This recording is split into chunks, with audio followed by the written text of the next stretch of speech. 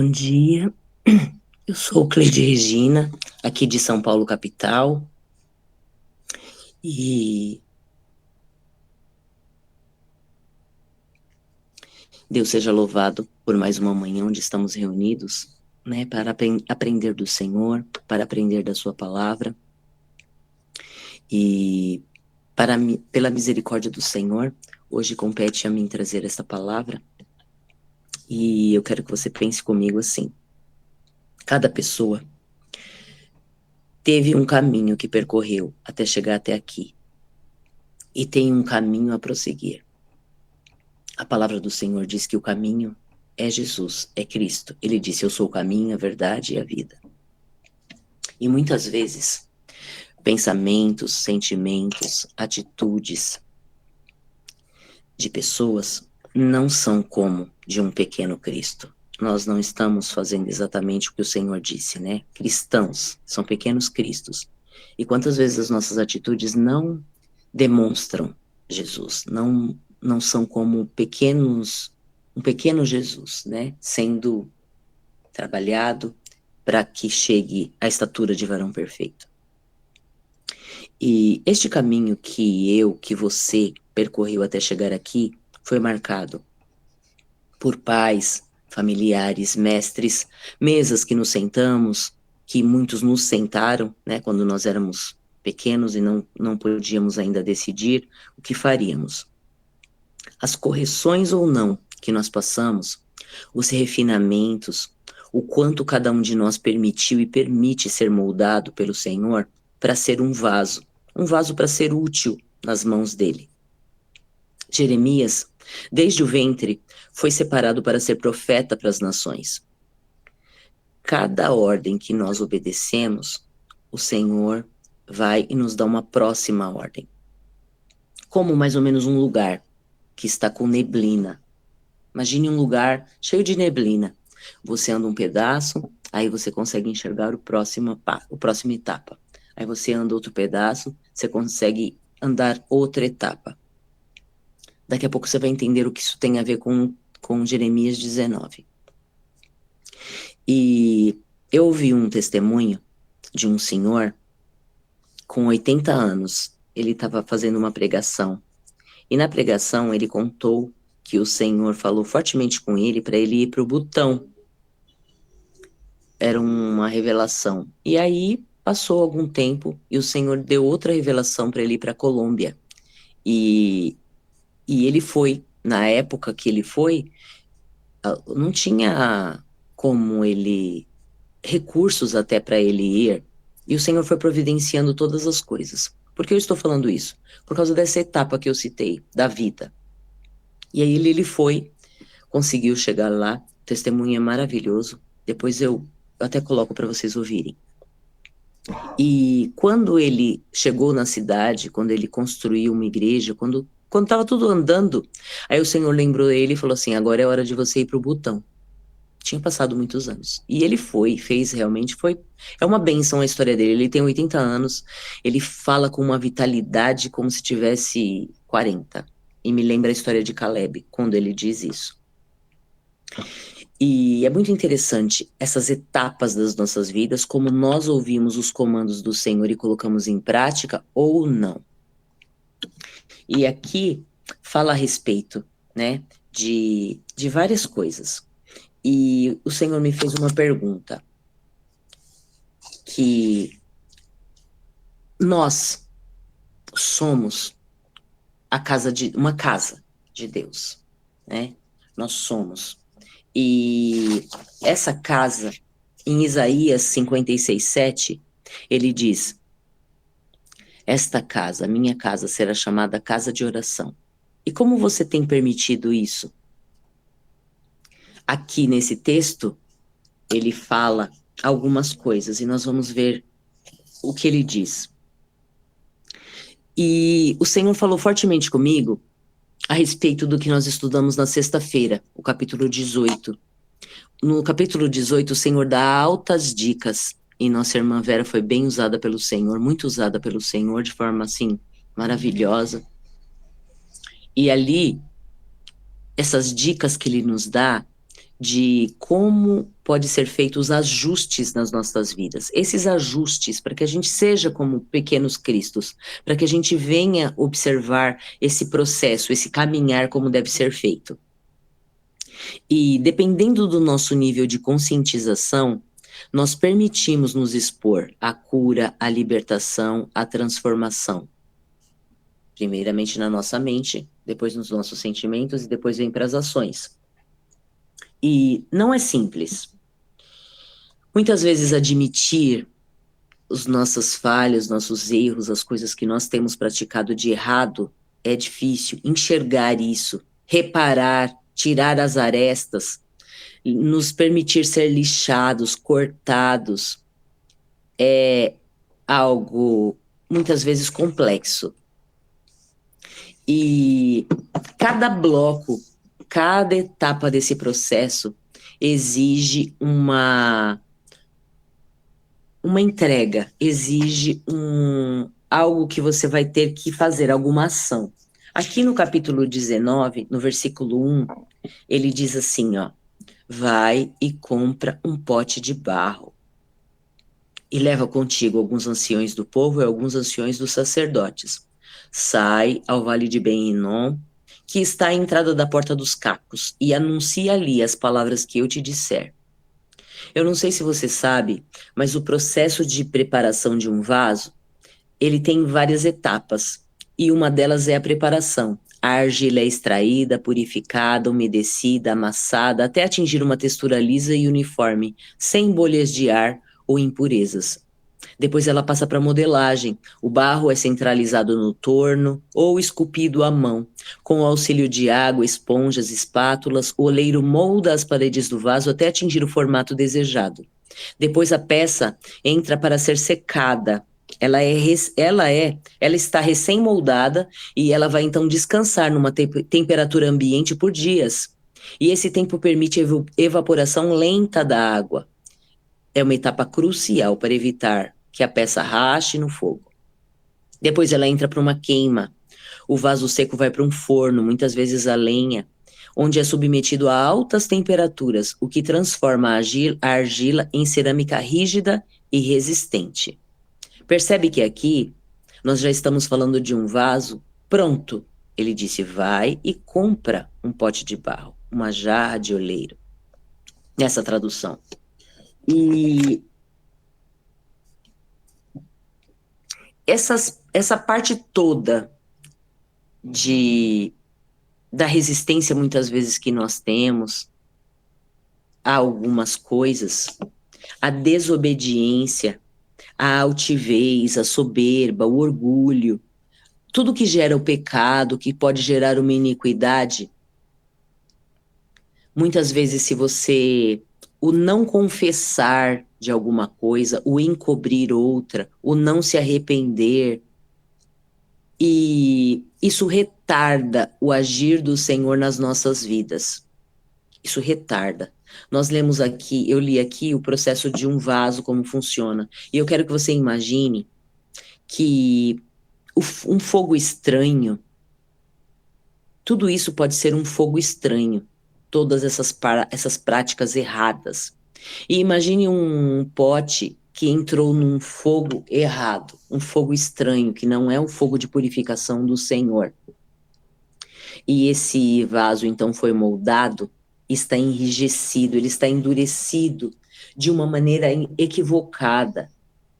O Senhor diz na palavra dele, não endureçais o vosso coração, credes em Deus, credes também em mim, na casa do meu pai há muitas moradas. Lá, como nós já estudamos em Meribá, o povo endureceu o seu coração também.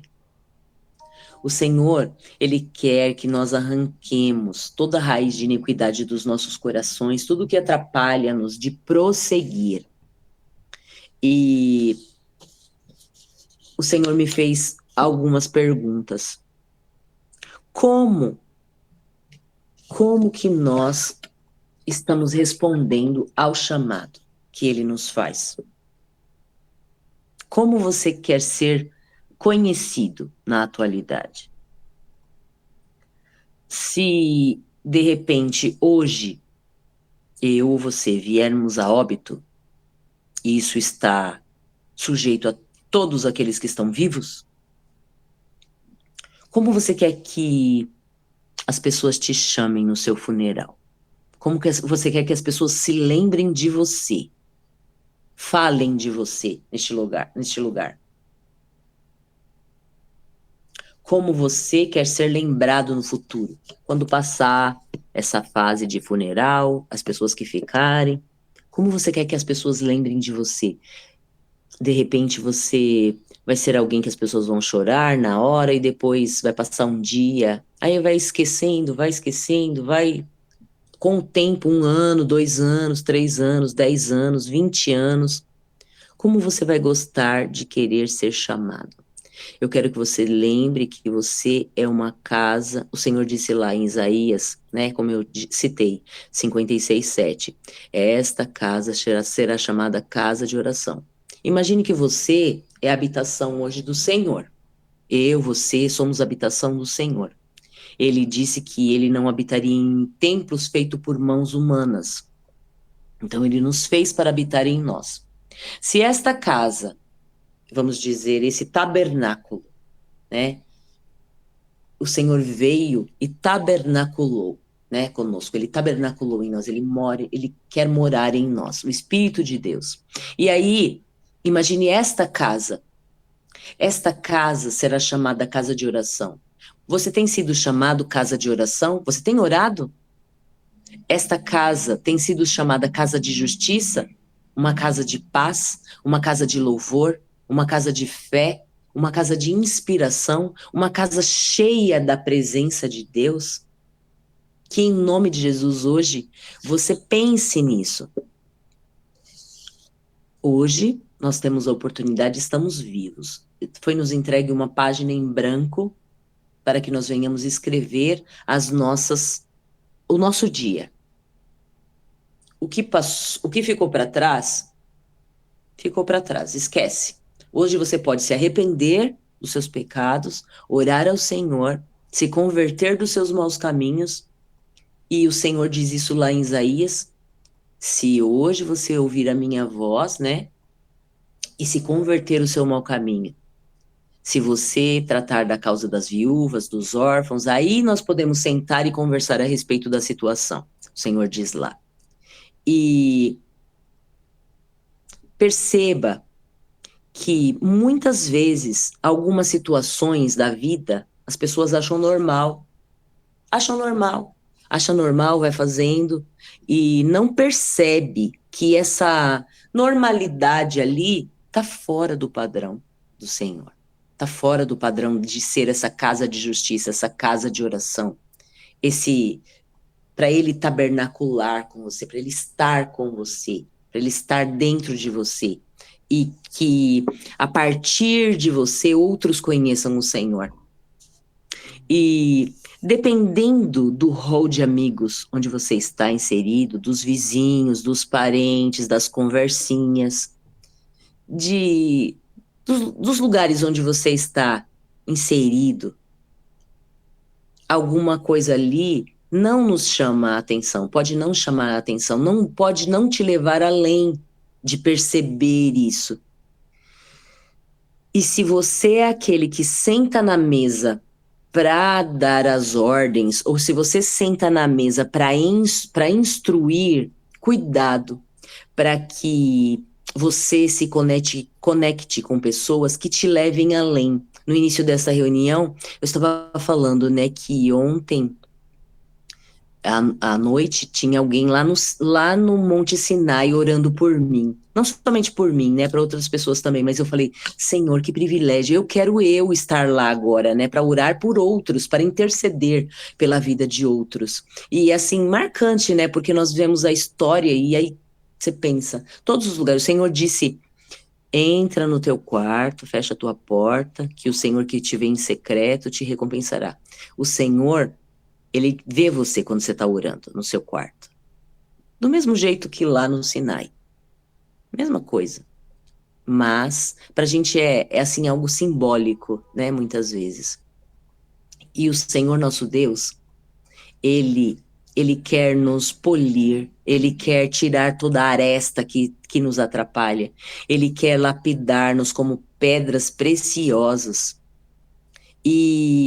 Mas nós precisamos ficar atentos, porque se você ficar num local onde não te leva, não te tira deste lugar e te leva para mais perto do Senhor, você não vai chegar. Vai ficar, tipo, patinando ali, patinando, patinando, patinando, e fica na mesmice. Eu estou falando tudo isso porque eu tenho vivido momentos, assim, fantásticos diante da presença do Senhor. Ontem nós estávamos no culto ao Senhor e ali eu fiz até um teatrinho. Peguei o braço de uma irmã à minha esquerda, o braço de outra irmã à minha direita e disse assim: é muito fácil nós juntos aqui fizermos uma fogueira de oração e a brasa pegar fogo, seu coração se incendiar da presença do Senhor, você está cheio da presença do Senhor, quando nós estamos todos aqui unidos em comunidade, quando nós estamos juntos físicos, todo mundo começa a orar, de repente, né, pessoas que são batizadas no Espírito Santo começam a orar em línguas, aquele mover do Senhor. É mais fácil. Eu quero ver esse fogo pegar você sozinho na sua casa, no secreto, quando você fecha a porta do seu quarto e vai orar, o fogo pegar ali, sabe? O Espírito de Deus, o Senhor falar com você, falar fortemente no seu coração. Aí que eu quero ver esse secreto, como está esse teu secreto, como está esse polimento, como está essa... Você tem permitido esse lapidar? Aqui em Jeremias 19, quando o Senhor fala para Jeremias, vai e compra uma jarra de oleiro, e você vai falar exatamente o que eu disse, ele diz, e ele fala várias coisas, ele vai falando aqui. E o Senhor disse que eles queimaram até os filhos no fogo. E nunca passou pela cabeça do Senhor. Ele disse que nunca ordenou que fosse feito isso. Nunca nem passou pela cabeça dele fazer aquilo que o povo estava fazendo. Mas você vê, eles estavam fazendo. Por quê? Porque era o costume dos povos, eles estavam observando o que os outros faziam e só copiaram o que os outros estavam fazendo. Ele estava fazendo exatamente a mesma coisa. E perceba, tudo isso, lá no versículo 10, ele diz assim, ó. Porque ele diz para comprar esse vaso, você vai quebrar essa jarra na presença dos homens que foram contigo, e vai falar para eles, assim diz o Senhor dos Exércitos, deste modo quebrarei este povo, esta cidade, como se quebra a jarra do oleiro, de modo que não mais poderá ser refeita. E um vaso endurecido, enrijecido pelo pecado, por práticas erradas, pelo ambiente ali que está e não percebeu que está fazendo uma coisa errada, se ele for quebrado, ele não vai ter mais conserto. Por quê? Porque ele está ali, ele está endurecido. Pensa numa cerâmica. Eu não sei se você tem uma cerâmica de relíquia, talvez na sua casa, que foi herança de um pai, de uma mãe. Aquilo quebrado, ele só pode ser consertado se for feito como um quebra-cabeça unido ali. E existe uma prática até milenar que quando se quebra um vaso assim, ele pode ser colado. Veja, o Senhor nosso Deus, ele é tão perfeito, tão maravilhoso e tão amoroso que se nós permitirmos, mesmo depois de tudo que a gente viveu, se tiver até hoje só feito coisa errada, ser esse vaso que foi moldado num fogo errado, num fogo estranho, ele foi moldado ali, aquela jarra. Hoje, nós conhecemos toda a palavra, temos acesso à palavra para nós estudarmos ela e estar no nosso coração. Primeiro, o repetir dela vem para nossa mente, depois vai para o nosso coração, e nós precisamos colocar isso em ação. E aí, quebra-se esse vaso. Ele pode ser unido, e existe essa prática que eu disse, né? É uma prática japonesa ou chinesa, não me lembro agora, que é Sukuroi, acho que é o nome, que eles unem ela com ouro.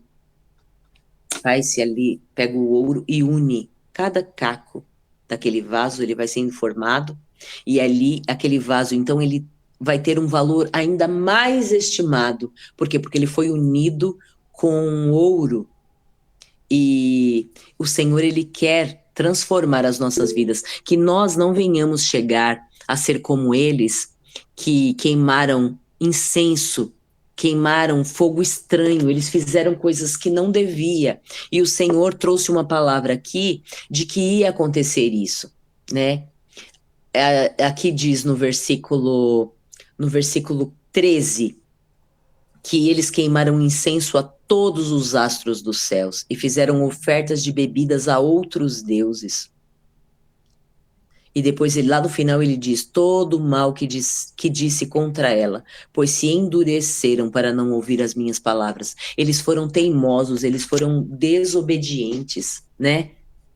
Eles se tornaram obstinados, eles endureceram-se para não ouvir as palavras do Senhor. Hoje nós temos a palavra de nos conscientizar dos nossos pecados, dos nossos delitos, dos nossos erros. Hoje nós podemos chegar ao Senhor e o Senhor, ele nos dá muitas chances, muitas oportunidades para nós enxergarmos o amor dele e como nós podemos nos corrigir.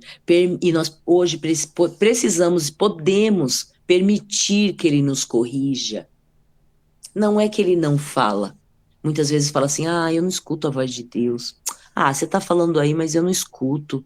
Eu não entendo Deus falando comigo. Ah, eu não sei se ele está falando comigo.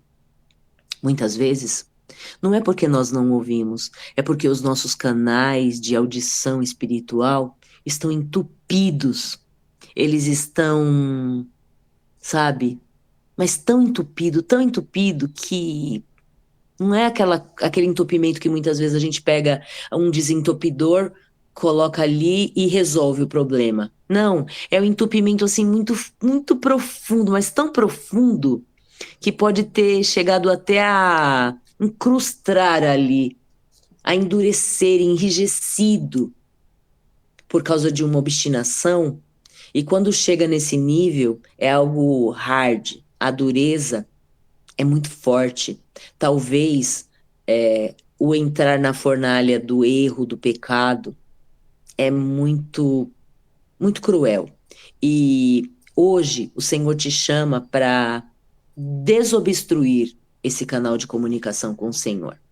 Ontem, quando eu acordei, logo pela manhã, o Senhor começou a falar comigo. Começou a falar, falou tantas coisas. E ele usou o exemplo da história de Davi, de Joabe. Aí ele foi contando a história, recontando, né, a história deles para mim. E ali eu me lembrei nós já estudamos aqui também, daquela situação que Joabe fala para aquela mulher falar com o rei Davi para que Absalão voltasse, né, para a presença do rei, voltasse para a comunidade. E o jeito que ela falou na presença do rei, o rei rapidamente identificou e falou: aí tem dedo de Joabe. Foi Joabe, né, que mandou você. Eu tô sabendo que essa conversa aí só partiu dele. Porque quando você convive muito com alguém, muito mesmo, a fala da pessoa, você sabe que aquela pessoa falou aquilo. Por quê? Porque tem o jeito da pessoa, tem o tom do jeito da pessoa. Isso acontece muito entre casais que você percebe já. A pessoa vai falar, você já sabe o que ela vai falar, porque é tanto momento de comunhão que você já sabe o que a pessoa vai falar. Você tem. Parece que está em você já, é como se você fosse um com aquela pessoa realmente. E o Senhor disse para mim isso, que nós precisamos estar tão em comunhão com Ele, tão ligados com Deus, que quando alguém falar algo, se for do Senhor mesmo, e se for o Senhor falando, você vai identificar. Você vai falar assim: essa aí é a voz do meu Pai. Eu sei que Ele está falando comigo. E quando não for o Senhor, você vai identificar, você vai conhecer isso, mas de andar com Ele. E isso de desobstruir esse canal de comunicação com o Senhor, desobstruir esta ligação, este estar perto com Ele. tem que ser tão forte para você identificar quando o outro está falando exatamente. E aí, quando o Senhor foi falando várias coisas, ele foi falando, falando, falando, eu falei, glória a Deus, como eu nunca tinha pensado nisso. E aí, eu anotei e gravei para eu não esquecer. Eu ainda não escrevi na minha agenda os detalhes que o Senhor foi falando, mas está gravado.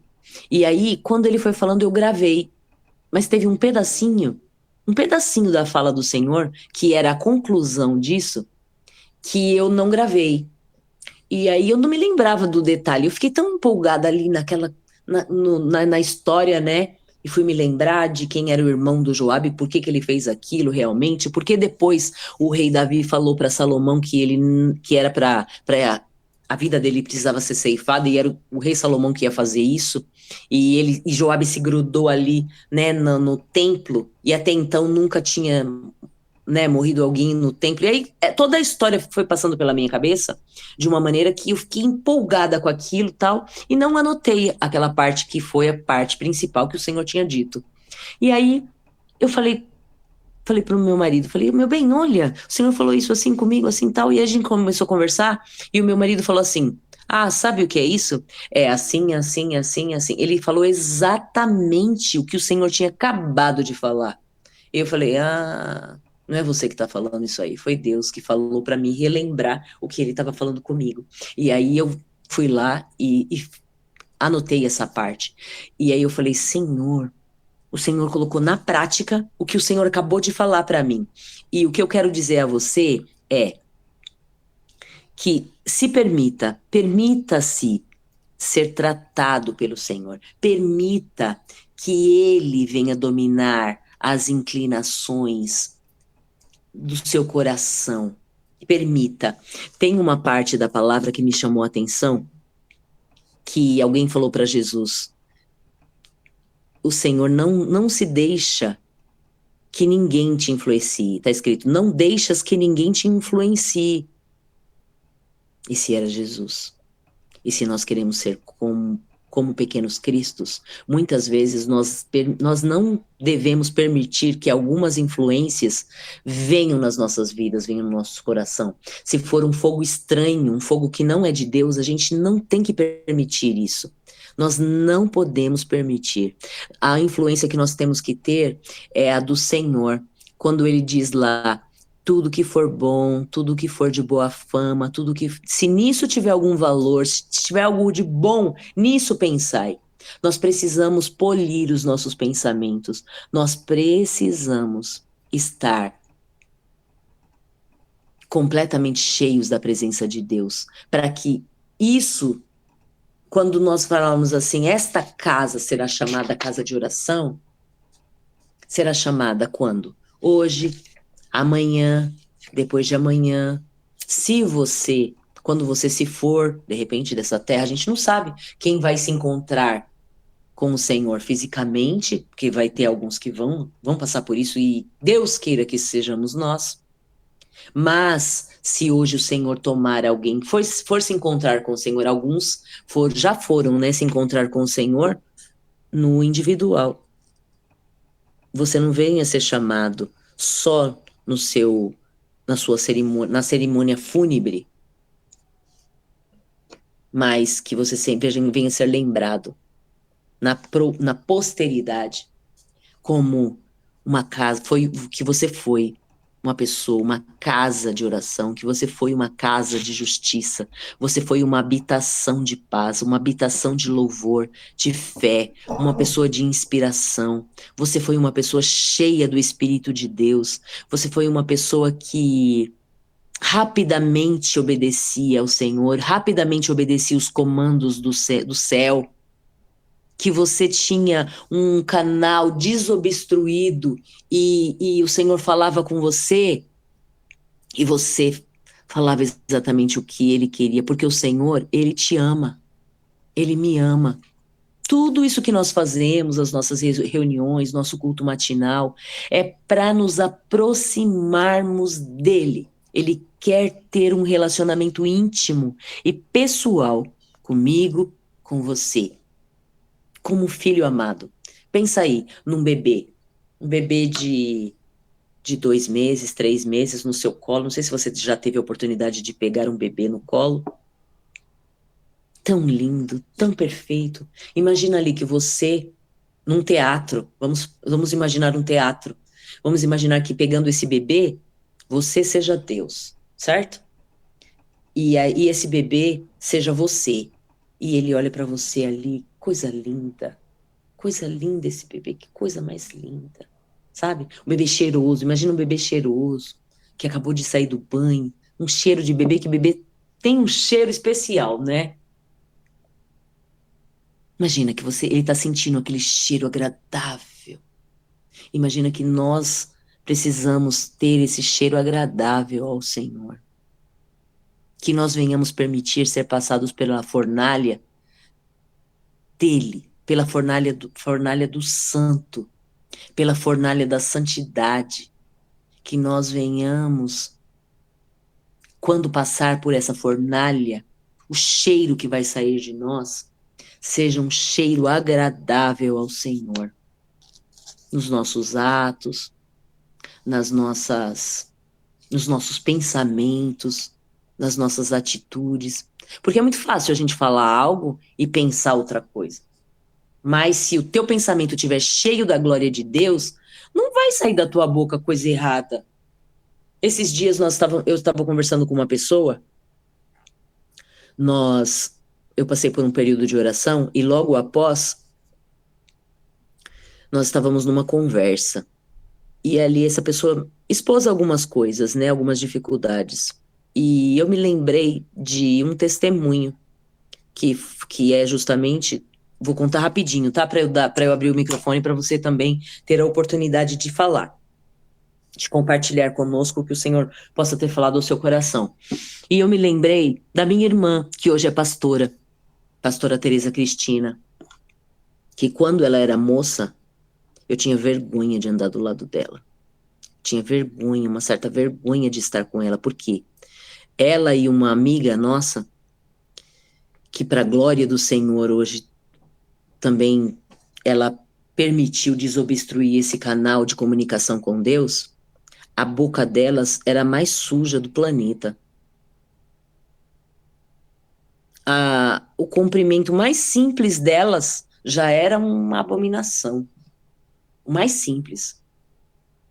Dava vergonha os palavrões que elas falavam, dava vergonha, vergonha, vergonha de andar junto. Eu corava só de ouvir aquilo. E o Senhor tratou a vida delas de uma maneira tão profunda, que hoje o que sai da boca delas é vida de Deus. É uma palavra polida, polida, maravilhosa. Esses dias ela foi chamada para uma reunião na prefeitura, e onde estava o prefeito, secretários, várias pessoas, e o Senhor usou a vida dela para falar muitas coisas lindas até ali, e o próprio prefeito repostou várias vezes, né, esse story dela, e foi lindo. E perceba, de novo, eu quero te lembrar como você vai gostar de ser chamado. O prefeito ali lembrou dela. Por quê? Porque na visita que ele fez aonde ela trabalhava, ela marcou a vida dele e ele convidou ela para ir na prefeitura. Então percebe, olha isso. Como você e eu vamos ser lembrados. Amém? Que nós também venhamos desobstruir esse canal de comunicação com Deus. É isso que o Senhor falou comigo. Você tem uns minutos, nós temos ainda alguns minutos, se você quiser compartilhar o que o Senhor falou ao seu coração, se você tem algo a acrescentar, por favor. Rê, falando da sua irmã, me fez lembrar a minha vida, né? E aí eu lembrei daquele versículo que diz: E onde abundou o pecado, superabundou a graça. Eu olho para a minha vida hoje e olho que eu tenho que ser muito corrigida, muito, muito. Tem muitas coisas que eu ainda tenho que ser lapidada, que eu tenho que ser remontada nesse vaso de barro aí. Lembrando que essa técnica chinesa, a colagem do vaso é feita com ouro. Olha só o que Deus faz com a gente, né? A gente está na mão do oleiro. Quem somos nós para querer dizer, eu quero que seja assim, eu quero que seja assado? Você tem que se jogar e falar: Deus, estou quebrada, estou quebrado, me refaça como o Senhor quer. E aí ele cobre a gente com ouro, né? E a gente volta a ter aquele cheiro agradável e suave, como o do bebê, não é verdade? Que a gente tem um novo nascimento. Ai, Deus, nossa, vai longe. Deus é tremendo mesmo. É verdade. Mais alguém?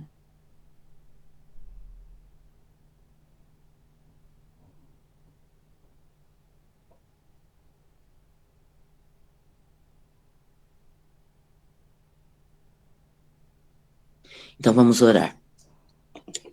Santo tu és, Senhor, santo tu és. Não a nós, Senhor, não a nós, mas a ti demos glória, como diz o Salmo 115. Senhor, se o Senhor não estiver no local, no ambiente, nós não queremos estar. Se não for o Senhor a falar conosco, nós não queremos, Pai. Eu não quero estar num ambiente onde o Senhor não esteja.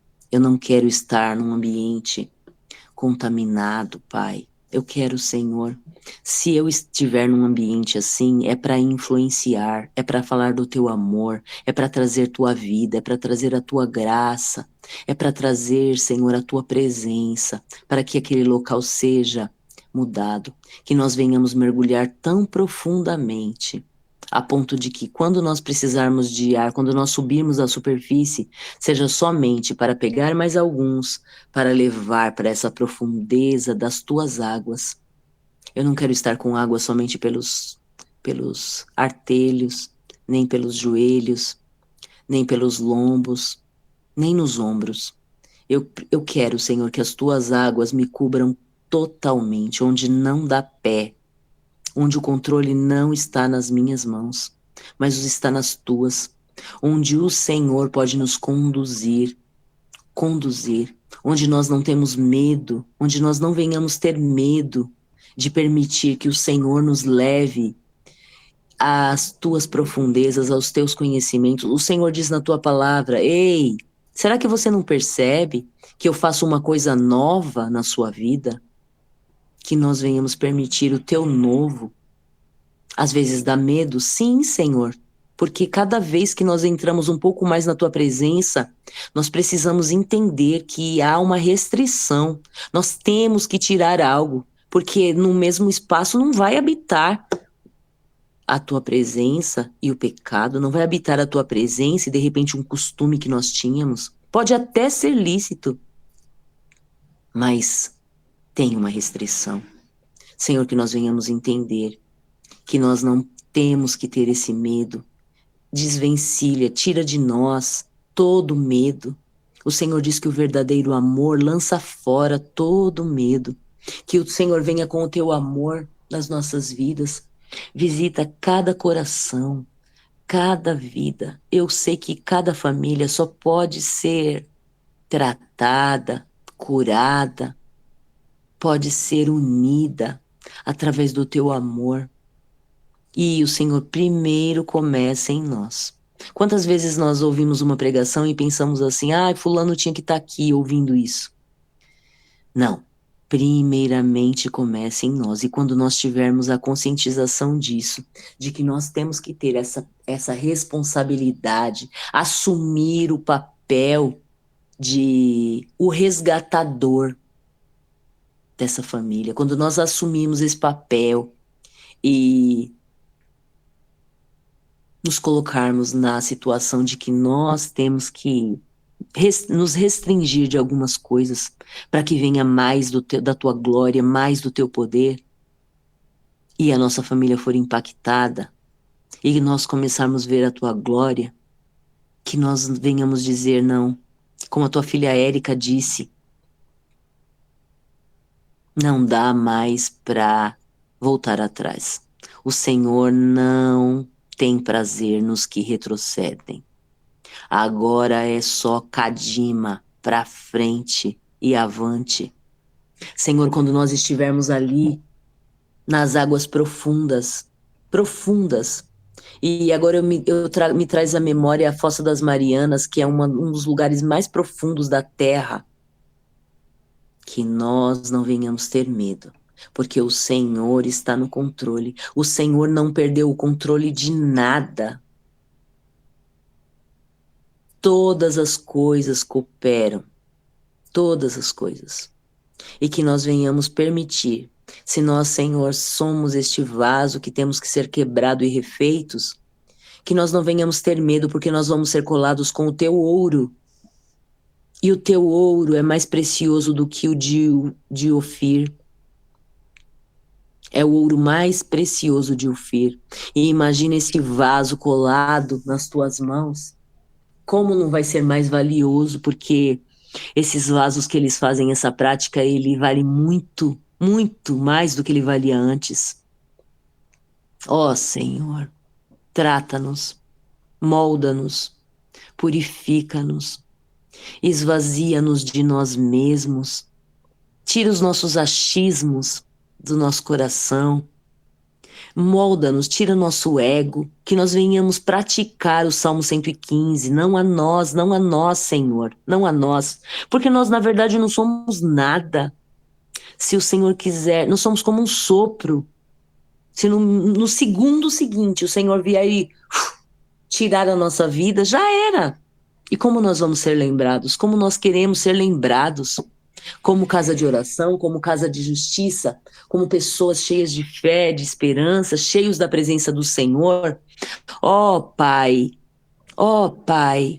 vem em nós, trata-nos, que nós venhamos compreender que nós precisamos estar contigo, primeiramente, que nós temos que sentar à tua mesa, cear contigo.